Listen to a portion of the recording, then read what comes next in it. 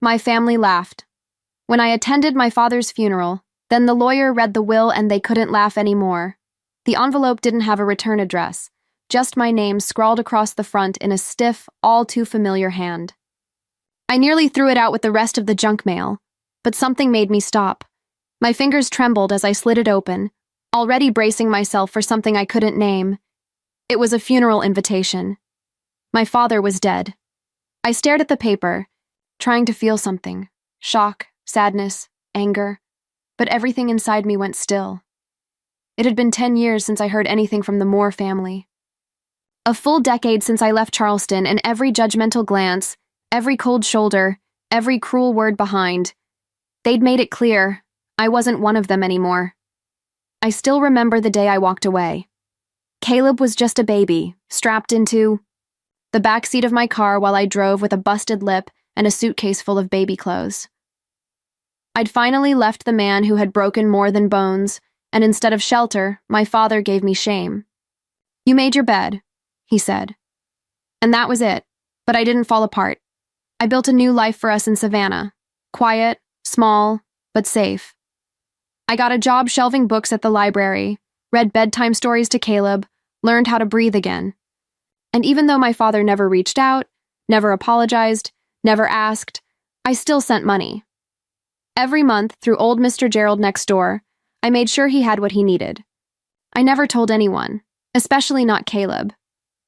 Now I held this letter in my hands, and all I could think was, why now? Why invite the daughter you cast aside? Caleb must have seen my face because he came up beside me and said quietly, "You going to go?" I didn't answer. My throat was too tight. I just stared at the words on that crisp white paper. Then he added, "Maybe he left more than a will, Mom. Maybe he left something for you." I looked at my son, my anchor, my witness, and something in me shifted. I didn't know what I was walking into, but I knew this. If there was anything left to be said, I needed to hear it. So I folded the letter, packed my bags, and got ready to return to the place I swore I'd never see again. The chapel was smaller than I remembered, wooden beams overhead, stained glass muted by a gray Charleston sky. It should have felt sacred, but the air inside was heavy, sour with old perfume and even older resentment. I stepped through the double, doors with Caleb beside me, his small hand tucked tight into mine. Heads turned before we'd made it halfway down the aisle. Whispers flared like sparks. Some didn't bother hiding their surprise. Others just stared like they were watching a ghost. And then I saw them. Lindsay and Mark stood near the front. Black clothes tailored to perfection, grief applied like makeup, just enough to be noticed, not enough to smear. Lindsay's eyes locked on mine first, a flicker of disbelief. Then her lips curved, slow and sharp. "Well, well," she said under her breath, loud enough for the pews around her to catch every word. "Guess the prodigal daughter thinks there's money left." Mark let out a quiet chuckle, but his eyes didn't hold humor. Only judgment, the same kind I grew up with. I didn't answer. I just kept walking, eyes forward, spine straight, even though everything in me wanted to turn around and bolt. I found a seat at the far end of the last pew, back row, as far from them as I could get. I didn't come for them. I didn't come for drama. I came to say goodbye. Caleb slid in beside me, clutching my hand tighter. I could feel his fingers trembling. I leaned down slightly, whispered, "It's okay, baby. We're just here to sit." But I knew it wasn't okay. Not really. From up front, the preacher cleared his throat. The service began. Prayers. A few. Shaky eulogies. The kind of polite mourning that sounds rehearsed, hollow. My name wasn't mentioned once. No one even acknowledged I was his daughter. They skipped from childhood memories straight to Lindsay's tireless care, Mark's business trips home to help manage things. The narrative was neat, tidy, edited. My father had died the way he lived, with a story that left me out. Caleb leaned, his head against my shoulder, quiet and still. I stared ahead, but my ears burned with every sideways glance, every snicker hidden behind a tissue. I wasn't crying. But not because I didn't want to. I'd just done all my crying years ago. When the service ended, people began to file out. A few walked past me without a glance. One older cousin offered a stiff nod, then looked away. Lindsay brushed past like I didn't exist. Mark followed, stopping just long enough to look me in the eye. "Didn't think you had the guts to show up," he murmured. I met his gaze without flinching. "Neither did I," he smirked. "Don't get comfortable. It's not your story anymore."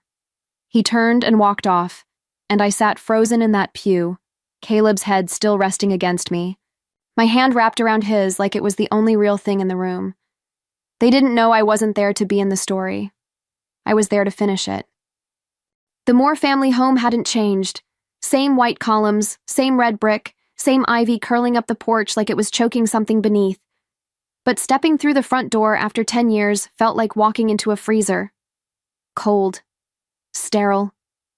Silent in all the wrong ways. The guests had already begun to gather.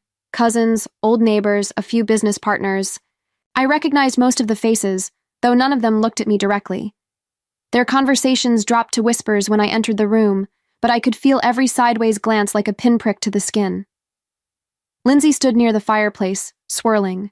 White wine in a crystal glass like it was a celebration, not a funeral. Mark leaned casually beside her, one hand tucked into his blazer pocket, the other holding a matching glass of red. They looked more like hosts at a cocktail party than children mourning their father. When they saw me enter with Caleb, Mark's mouth twisted into a grin. "Well, this won't take long," he said, loud enough for half the room to hear. She got cut out years ago. A few people chuckled uncomfortably. Others turned away like they'd just remembered something very important on the far wall. I didn't respond. There was nothing to say. I kept my coat on, even though the fire was crackling. Caleb stayed close to my side, his small fingers clutched tightly around mine. He didn't say a word, but I could feel his eyes scanning the room, watching every movement, reading the tension the way only a child who's lived through silence and storm knows how. We took a seat near the back of the parlor, far from the hearth and the wine. I glanced around, soaking in the framed photos that still lined the walls. Lindsay in college, Mark on a boat, family vacations to Hilton Head. Not a single picture of me. Not even from when we were kids. I wasn't surprised. I'd been erased with precision. Lindsay caught my eye and smiled. Not a kind smile, a territorial one. Like I'd stepped into her kingdom uninvited. "You can sit if you want, Rachel," she said sweetly. "But don't expect a chapter." I gave her nothing. Caleb looked up at me then, and I saw it in his face. Not fear, not confusion. Focus. As if he was waiting, like something important hadn't happened yet, and somehow I knew he was right. The room fell into an awkward hush when the front door creaked open again. Thomas Dawson stepped in like a man who knew exactly what kind of mess he was walking into. Same crisp gray suit. Same leather briefcase. But this time, he carried something else too. A small cedar box, polished smooth and clutched tight under one arm. Lindsay barely looked up from her wine. Mark glanced at his watch like he had somewhere better to be. "Thank you all for being here," Mr. Dawson said, his voice low but commanding. "Per Mr. Moore's instructions, we'll begin with a video message before moving on to the formal reading." The air in the room shifted, tightened. "A video?" Lindsay scoffed, already irritated. "Can't we just get to the will? We all know what it says." Mark nodded. "Yeah, let's not drag this out. Some of us have flights." But Mr. Dawson didn't flinch. He walked past them calmly and set the cedar box on the coffee table in front of the fireplace. Then he placed his briefcase next to it and began to open the latches. "It was your father's express wish," he said, "that this be viewed before any legal matters are addressed." Lindsay rolled her eyes. Mark muttered something under his breath. A few cousins leaned forward, curiosity piqued in spite of themselves. I stayed quiet, but Caleb sat up straighter beside me. His grip on my hand loosened just slightly.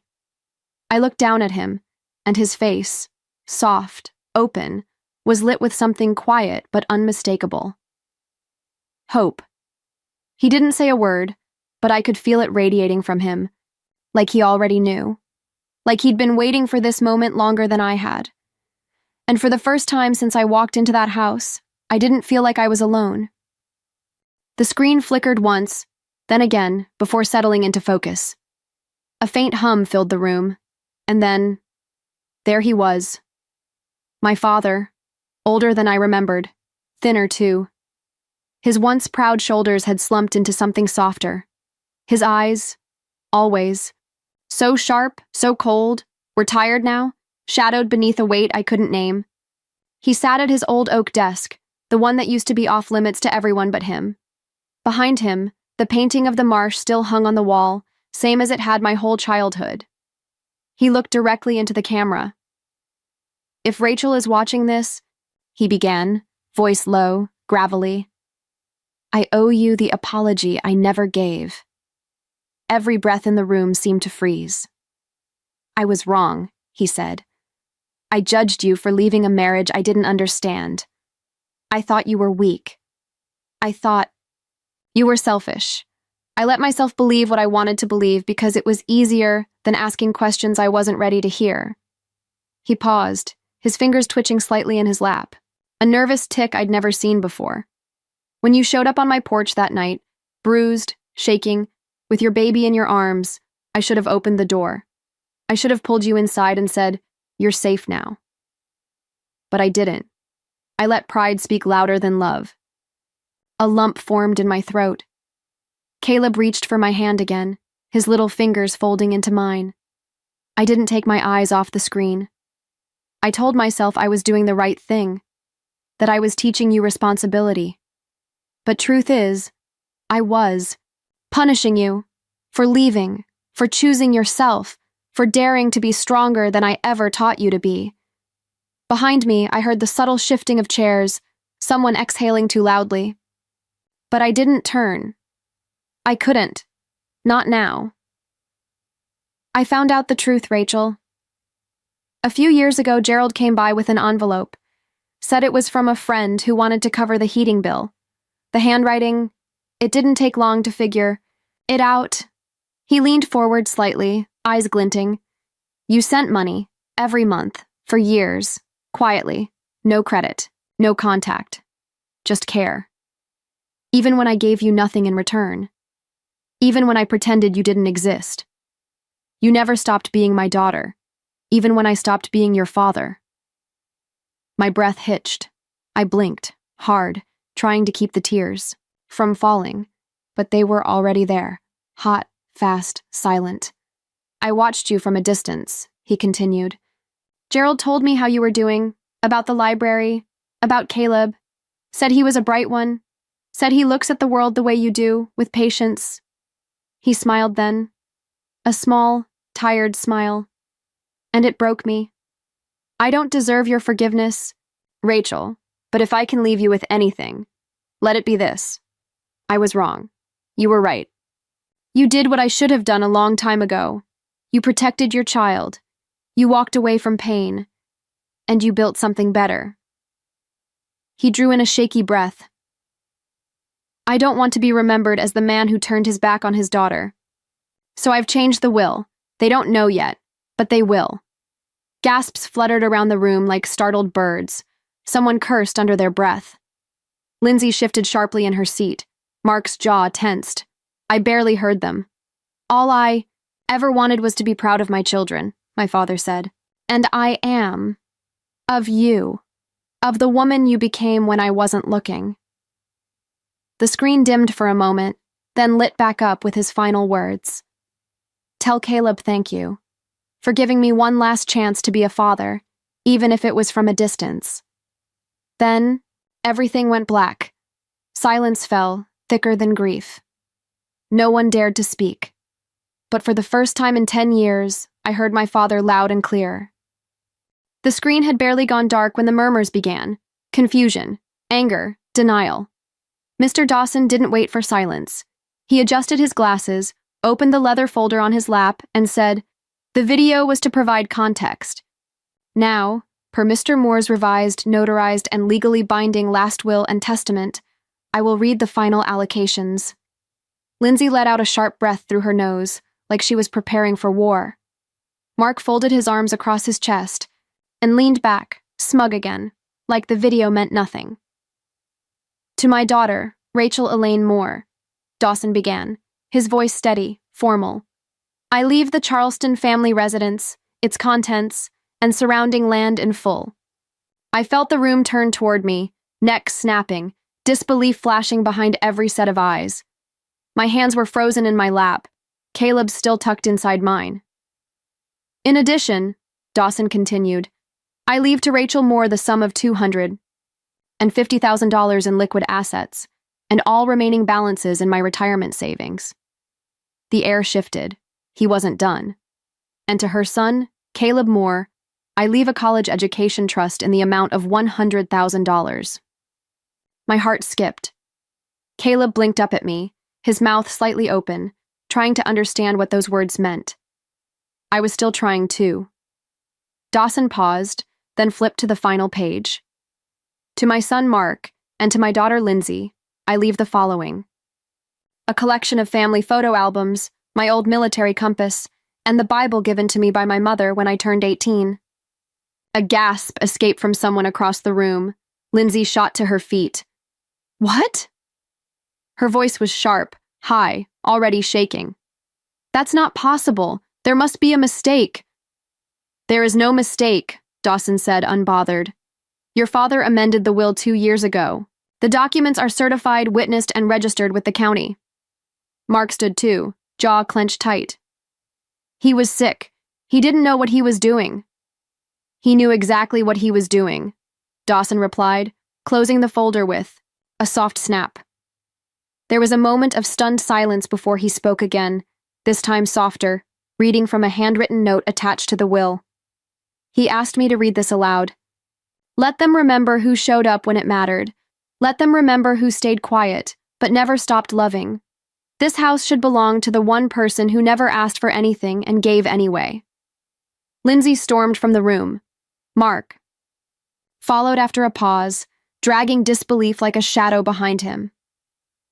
I didn't move. I couldn't. Not because I was in shock, but because for the first time in 10 years, I didn't feel erased. I felt chosen. You had to have tricked him, Lindsay snapped, her voice cracking as she spun toward me, wineglass still in hand but forgotten. There's no way he would have changed the will on his own. You must have. She stopped short, the accusation choking itself in her throat. I stood still. I didn't need to say a word. The video had already said everything. You manipulated him, she said again, louder this time, her face flushed with rage. After everything you did to this family, you waltz back in here and act like some silent saint? This is pathetic. Caleb flinched beside me, and I rested a hand on his shoulder. He didn't need protecting. I just needed to remind myself that I was still grounded, still here. Mark stepped forward now, voice low but seething. We'll challenge it. There's no way this holds. He wasn't well. He was confused. Mr. Dawson didn't blink. Your father's will was amended 2 years before his health declined. He was of sound mind. It's witnessed, notarized, and on file with the court. There is no legal ground for dispute. Mark opened his mouth to argue again, but stopped when he saw Dawson's calm stare. The kind of stare that came with decades, in courtrooms and zero patience for entitled theatrics. Around us, the rest of the room had gone still. Some of the cousins were whispering now, others slipping out through the side door, coats clutched awkwardly, faces turned away from mine. No one wanted to look me in the eye. Not out of hatred this time, but out of something closer to guilt. Maybe shame. Lindsay's breathing had turned uneven. She looked like she didn't know whether to cry or scream. Her hands shook as she set, the wineglass down too hard on the sideboard. This is a joke, she muttered. It's a damn joke. She turned and walked out without another word. Mark followed a few seconds later, his jaw clenched so tightly I thought it might crack, and just like that, the room emptied. They thought they'd buried me 10 years ago, but I was still here, and now they were the ones running. The room was quiet now. Not awkward quiet, not tense, but still. Settled. I stayed where I was for a long moment, Caleb beside me, his small hand resting in mine. His grip had loosened, but he hadn't let go. Neither had I. No one else was left in the room. The murmur of retreating voices had faded down the hall. Doors clicked shut. Footsteps disappeared. I rose slowly and walked toward the corner of the room, where the old leather reading chair sat tucked beneath the bay window. It was still there, unchanged, faded at the arms, creaking at the joints, worn into the shape of the man who once called it his throne. I stared at it for a second, then reached down and gently brushed my fingertips along the top edge. "Goodbye, Dad," I whispered. "I forgive you." The words didn't catch in my throat. They didn't burn or twist, they just landed, like they had been waiting too. Behind me, Caleb didn't speak. He didn't need to. The fireplace crackled softly, casting a warm orange glow over the room. The photographs on the mantel, the worn floorboards, even the air. It all felt different. Now, not hostile, not heavy, just calm. I turned to look around the house one more time. For the first time in years, it didn't feel like a place that had banished me. It felt like a home that had finally exhaled. Maybe some ghosts don't leave. Maybe they just wait for the right words, and I had finally said mine. Weeks later, the boy. House was quiet in a different way. The kind of quiet that comes after a storm. Not destruction, but stillness. Peace. Caleb had claimed the sunroom for his art supplies. Every morning I found him there sketching cardinals, blue jays, wrens, every bird he could spot in the backyard trees. His laughter sometimes echoed through the hallway, soft and bright, filling spaces that used to ache. One morning, a letter arrived in a plain white envelope. No return address, but I recognized the handwriting. Gerald Adams. I opened it carefully. "Hands steady," he cried. "Rachel," the note read. "The day he realized it was you. I'd never seen your father look so small. He carried that truth with him until the end." I folded the letter and stepped out onto the porch. Caleb sat on the top step, sketchpad on his knees, tongue between his teeth as he shaded in a hawk's wings. I looked out over the lawn, the oak trees swaying gently in the breeze. "He saw me in the end," I said aloud, not to anyone in particular. The girl they erased hadn't disappeared. She'd just been waiting for the truth to find its way home.